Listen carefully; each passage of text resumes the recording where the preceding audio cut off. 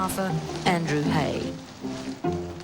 Well, the two elements that I found attractive were firstly that the campaign was articulating a highly conservative and rationalist economic position, many of Joe's policies having been drafted by John Stone. But secondly, it was applying pressure on the Liberal Party to drive it towards a more conservative political posture. They came in their thousands to line over a kilometre of the shore and cheer their boys into battle. In 1987, the America's Cup was held in Perth. During the races, Sir Joe met Ian McLaughlin.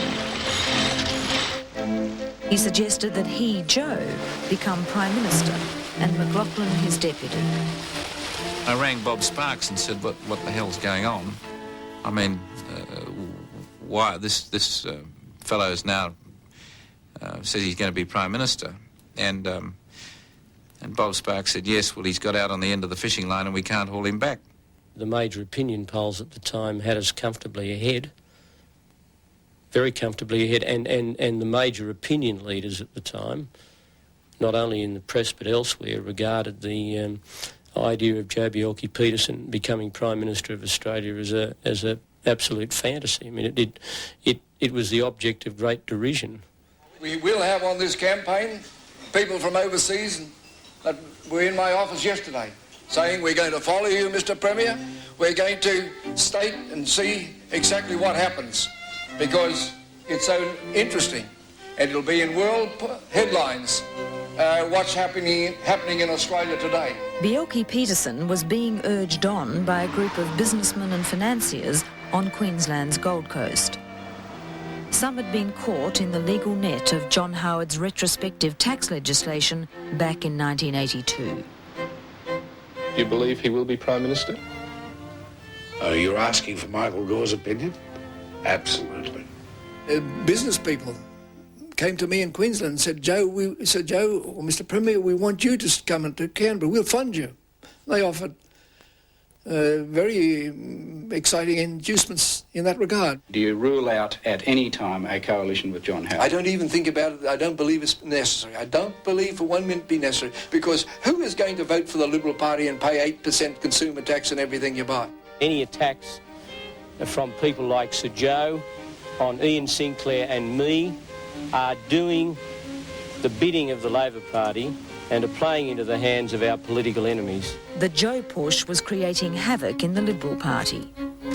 A bulletin poll put a Peacock Joe ticket 10 points ahead of John Howard and Ian Sinclair. I haven't met with Andrew Peacock.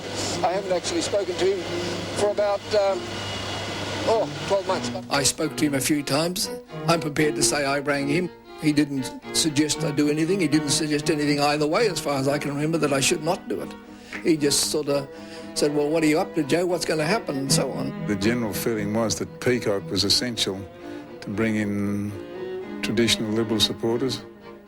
Never once did Joe and I meet during that period. Journalists would ask me what I thought of Joe, and I would say to them, I think Joe is a great Australian. I think he's a very good Australian. And I have no problems with that today.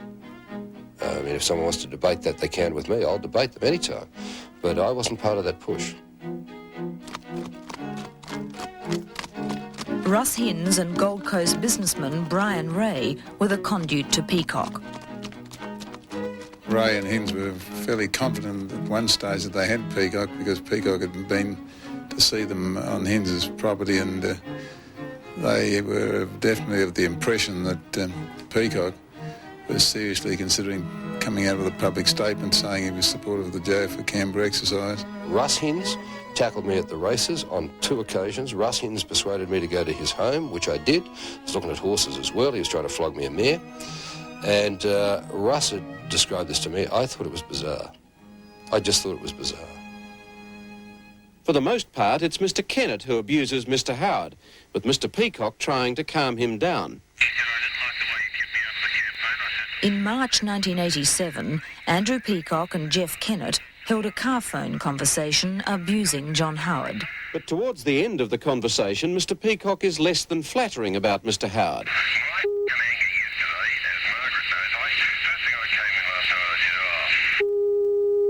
Ladies and gentlemen, I've called this press conference to announce that I've dismissed Mr Peacock from the Shadow Ministry. This follows his confirming to me the substance of the story which appeared on page 1 of today's Melbourne Sun. I found that story not only very damaging to the Liberal Party, but also implying disloyalty to me on the part of a Shadow Minister. Andrew Peacock was staying low-key, but with just a spark of mischief. Well, I've got a lot of support, yes, as friends, nothing more than that. At the same time, Bjelke-Petersen's campaign seemed to push the Liberal Party to the right. I'm coming out and saying this is the policy or policies that I will be supporting, and I will expect them to support those policies. If they don't support them, I'm saying here right now to all your listeners, Pru, that they can jump in the lake. I'm the most conservative leader the Liberal Party's ever had. Somebody is claiming that I'm not conservative enough, and that really is a nonsense. John Howard's conservative views prevailed in the Shadow Cabinet. Leading moderate Peter Boehm resigned. The Shadow Cabinet had voted against him on affirmative action for women. He has said, the most conservative leader ever, and that is true. Shadow Minister for Communications Ian McPhee was sacked. His relationship with Howard had become increasingly bitter. Teamwork is very important, and teamwork is absolutely essential on the front bench if you're to have it throughout the party, and I think that's a factor that everybody would understand. As that's very, very close to being defamatory, I would like that fleshed out a bit more. I'd like to reply to that afterwards. Yeah, sure. Well, yeah, you can do that. At the stage that people like me suddenly realised what was happening, we organised something called the Liberal Forum, which had a very small effect but really couldn't stop the juggernaut, and people like me were just run over in the party room by very conservative views. There's no doubt that the loss of Boehm on top of the Peacock sacking and the McPhee, subsequent McPhee thing, together was represented against me as a pushing of the Liberal Party to the right. But I have to say, in my defence, I did not want Boehm to go.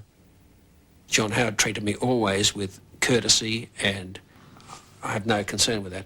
But on the other hand, when John Howard had to recast his shadow ministry in, I think it was April or May 1987, he produced what was the most ideological and conservative front bench that has ever been seen on the non-Labor side. I have some very, very good news for you today, that the coalition is finished. In late April, the Queensland Nationals got their wish. The coalition was scrapped. The real culprits, the real wreckers of the federal coalition are Bjelke-Petersen and Sparks. But at the same time, the Joe for PM campaign was running off the rails. At a secret meeting in Melbourne, Ian McLaughlin, Sir Joe's preferred deputy, presented policy proposals to Sir Joe's team. I went to the Windsor Hotel. I put the document on the table. I don't think Sir Joe ever picked it up. And he wanted to know whether I was joining them. And I said that I was very hesitant about the whole thing, about joining them. And I asked, at the end of all this, I asked him a question. I said, if you are part of a coalition win, and the National Party get less seats than the Liberal Party, who will be the Prime Minister? And he said, I will. McLaughlin obviously reacted to that outlandish statement and retired to his room and rang me from his room and said, you haven't got Joe under control.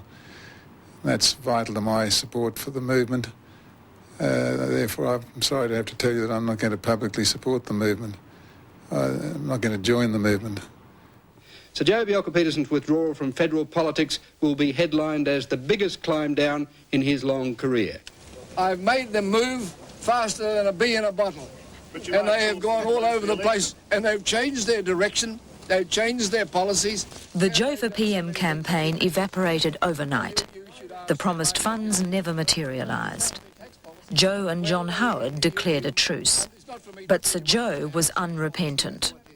I don't believe in this impossible. It just required men with some broader vision, a bit of understanding and acknowledgement that they were failures themselves. They had no real leader that appealed to the people. I knew, everybody knew. The Joe for Canberra campaign could ultimately have been the precursor of a Liberal Party split. I think it's something which is still a possibility.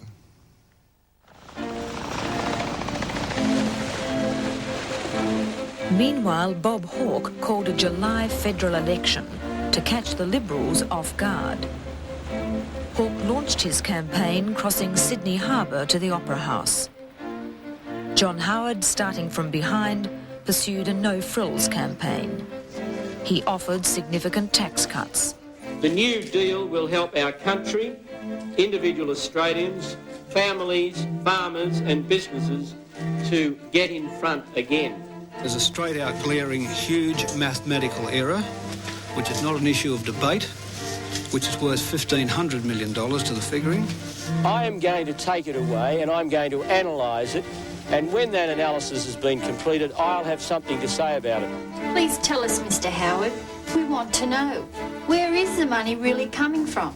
Going to the election with John Howard presenting one policy, Ian Sinclair presenting another, and Joe Bjelke-Petersen presenting another, was an absolute farce. My view is that there's no point in gaining government if one doesn't then make progress towards Conservative reform. And there are others who say, well, really the whole point of politics is government, that is to say, sitting in the chair of power. I don't share that view. Tonight's result, of course, is a disappointment, but we started a campaign with virtually no commentator or pollster in the country giving us a prospect of winning. John Howard had lost his best chance to fulfil his life's ambition of becoming a Liberal Prime Minister. Labor increased its majority from 16 to 24 seats, despite a 1% swing to the opposition. I now intend to go and have a drink. Thank you. The coalition split had simply produced a disaster for the Nationals, especially in Queensland.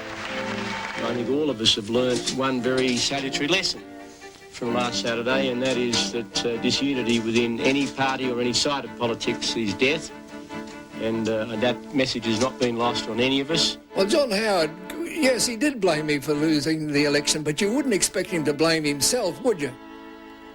The meeting began at 10:30 and the leadership battle was over by 11. After the election, Andrew Peacock recontested the leadership with John Howard. Howard won. The loser was then prevailed upon to run for deputy. So Andrew and John of 83-85, and now John and Andrew 87 to whenever John decides to toss it in. There was no new blood. If the Liberals wanted a new Messiah, they would have to look outside the parliamentary party.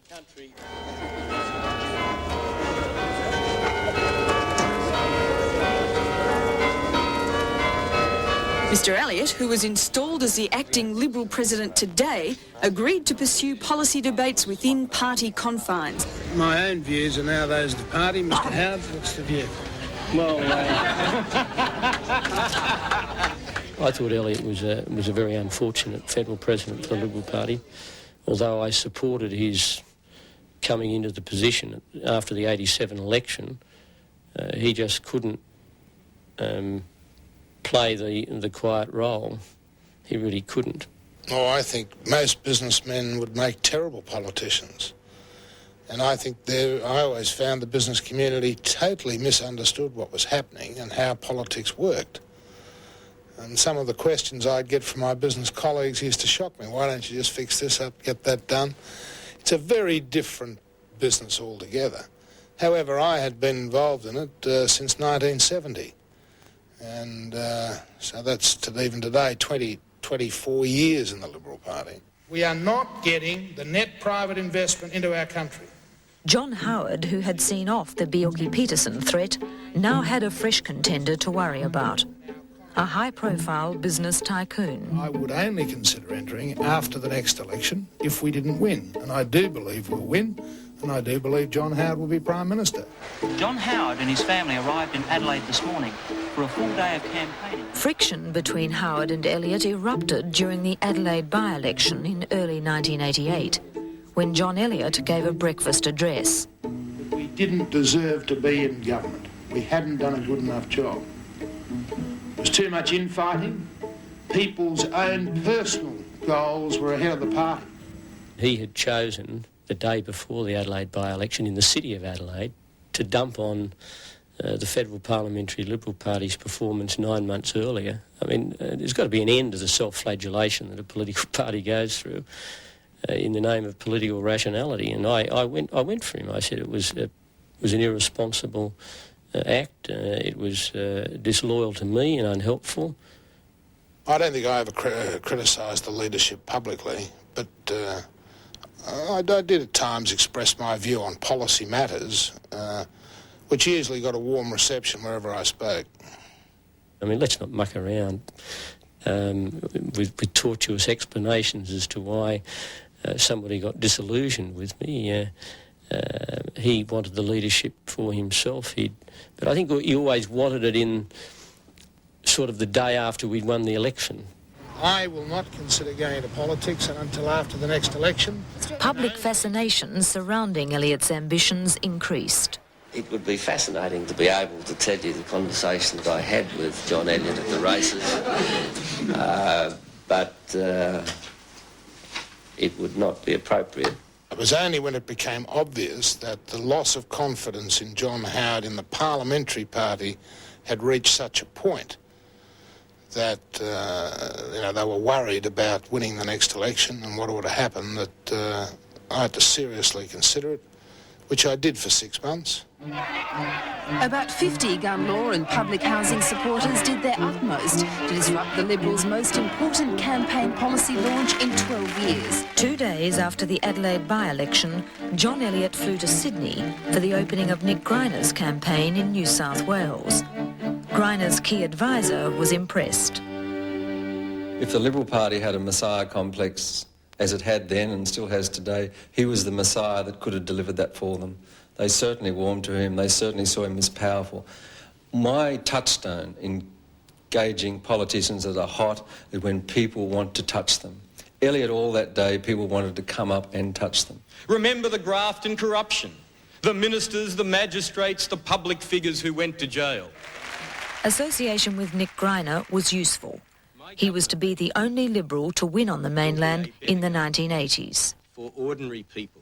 He claimed to be warm and dry, an economic rationalist with a tolerance for social diversity. Where in heaven's name have we been? I set out to try and reconcile the two. I mean, it is an umbrella party. You've therefore got to bring along the God, Queen and Country Conservatives, as well as the small business people, usually or often of non-Anglo-Saxon or Anglo-Celtic background.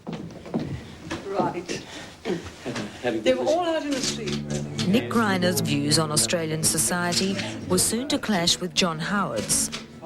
In July of 1988, Howard paid a visit to number 10 Downing Street. On the day he returned to Australia, he made a number of controversial statements about immigration. There is some concern about the pace of change involved in the present level of Asian migration, and I think any government is entitled to take that into account, and it ought not to be accused of being racist. I believe that there are some aspects of multiculturalism which have caused unnecessary division. And the proposed Aboriginal treaty. The very notion that a sovereign nation would make a treaty with some of its own inhabitants is to me repugnant. It was comments such as those which brought this response from the floor. Well, all right, you may boo me, you may do that. Please, and I will be very happy. I will be very, very happy at the end of my speech to answer any questions that you would like to ask me. What is this Australian identity that we are supposed to identify and embrace? I became a victim of the fanatically politically correct view about immigration that you can't challenge the conventional wisdom, otherwise you become a racist. But what made it political dynamite for me was that people in my own party who were against me for other reasons used it as a stick with which to beat me. I mean, they grabbed hold of this with both hands and gave me a lot of trouble. If you believe, as I do, that the success of the Liberal Party in its first half of its life was about its very accurate reflection of national aspirations, and indeed the Labor Party's failure to reflect those, in the second half of the 50 years you've almost had a turning around of that situation. And I think the reasons for that are basically that Conservative parties find it difficult to accept and deal with change. And especially if you're a Conservative party of a strong Anglo-Saxon bent to it, I think you find it difficult to accommodate a lot of the changes that Australia is clearly going through, whether you like it or not. This is not a return to some era. Many of the things that I say here are very relevant. In December 1988, John Howard released his new policy vision, Future Directions. Its principles were family values, individual initiative, equality of opportunity, and One Australia. Future Directions gave the Liberal Party an immediate boost in its poll ratings and is the one Liberal Party document from the 70s and the 80s that still resonates in the 90s in a positive way. In fact, a large number of people felt distanced and alienated from it, particularly the white picket fence and the 2.4 children and the dog and the new Holden in the driveway and all the rest of it. And so I think it was an attempt to put forward a coherent policy, but it was a policy that a large section of the party couldn't live with and developed in a way which nobody else felt they had a stake in. The campaign to draft John Elliott to the Liberal leadership had benefited from speculation about Howard's leadership. In September, a meeting was held with Elliott at his Melbourne headquarters, the Jam Factory. Nick Greiner's political minder, Ian Courtlang, was brought in. Elliott needed a whole lot of policy coaching work. We didn't go too far that day. This was sort of round one of, putting the saddle on the back of the stallion. It really wasn't introducing him to the bit. This was getting him used to control. I mean, it's not natural for a chief executive to have that sort of control. But he put the saddle on and it felt okay, and when he started frisking, you'd go spell him and then you'd come back again. I really didn't want to just be a minister. I had a very big job as chairman and chief executive of Elders, had a lot of responsibilities, 20 billion in turnover. Much more difficult decision for me than for other people because they weren't quite in the same position. So I had to make an assessment about whether or not there was a chance, a reasonably good chance, for me aspiring to get the job. As John Elliott went about his public role as Liberal Party president, a stream of Liberals came to see him in private. I would have gone to see him and the conversation would have gone something along the lines that, John, I've come to talk to you about the leadership of the Liberal Party. And I'd only ever gone to talk to him about him coming in by way of a by-election and positioning himself for leader to replace John Howard. Nearly all of them were talking about the leadership of the party. And I suppose at least half the federal members of the parliamentary party met me.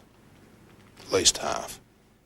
Hello, what's the money there? With Peacock's supporters visiting Elliott, where did Andrew Peacock stand? We had a couple of meetings working through whether I'd go into Parliament, what he wanted to do, and whether we'd be able to work together. And I think I told him that if I run, and it's dependent on the seat of Higgins becoming available, and we're able to gain the leadership, that I would want him as the deputy. I think he finessed the wording a bit, and either I was too dumb to understand or missed the subtlety or I was thinking of other things or something, but it went past me because at no stage, I swear to you, and I mean, I think we both accept and it can happen when you're talking, particularly if you're not as explicit as he thinks he was, that it went right past me. I think Andrew was concerned that this move was gaining momentum, and in fact he raised the matter with me on a number of occasions. There used to be a saying, the jam man's coming. To get to Canberra, John Elliott wanted the safe Melbourne seat of Higgins, once held by Prime Ministers Holt and Gorton. I live in that electorate. It's the sort of electorate that I think suits somebody like myself, where you don't have to spend as much time with the local members. It was now held by Roger Shipton, yet to make a real impression in Canberra. Shipton was offered inducements to stand aside. I didn't have any direct discussions with Roger Shipton. It was left to a group of people that were influential in his electorate, and a number of Melbourne businessmen knew Roger well. I made sure that I didn't ever know what was offered to him, but I'm told he was offered board positions and interesting job opportunities and things of that nature. Many in the party wanted Elliott in Canberra. He had political and business backers devoted to making him leader. The tide was moving away from Howard. But in the end, it came to nothing. Roger Shipton wouldn't budge. I'm standing at the next election as the endorsed candidate. I'm going to win it, and I'm not standing aside for anybody. There would be no new Messiah. The seat which was supposedly going to become available did not. And I had a board of elders who were all saying, well, John, what are you going to do? And I said, well, I'll give 6 months' time, I'll let you know. 6 months later, the seat was not available, so I said I won't go. Simple as that.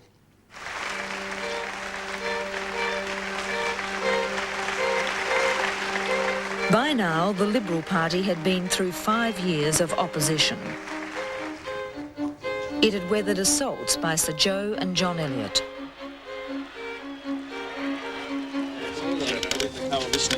John Howard was making the best of it. He's absolutely superb, I really do. He felt he deserved some clear air in the months ahead as he prepared for the 1990 election. My state of mind was that after 3.5 years of constant destabilisation and a constant state of siege, I had decided that not to look over my shoulder anymore, but to try and kick a few goals, score a few tries, which I proceeded to do. John Howard found himself in the position, in fact, of being like the British in Singapore. All the guns were pointing in the wrong direction. John Howard and the press and everybody, I think, was so focused on what was happening with Elliott that nobody was paying attention to any of the signs that perhaps could have been picked up about what was happening in relation to Andrew Peacock building his support. And the arrows now, the arrows of not only outrageous fortune, personal polls bounce off me like as though it's hitting armour plate. As far as I'm concerned, he has my total and full and unequivocal support. I want all of us on our side of politics to ensure that we win on election day, and there'll be no questioning and no differences between John and me. I happen to believe that I'm better than anybody else at leading the Liberal Party in or out of Parliament because I've got better long-term skills and I have beliefs about what I want to do for Australia. I don't just want to be Prime Minister for the buzz. I really believe in certain things about this country, and the last 3 years have made me a much stronger person. I've been to the equivalent of political hell and back.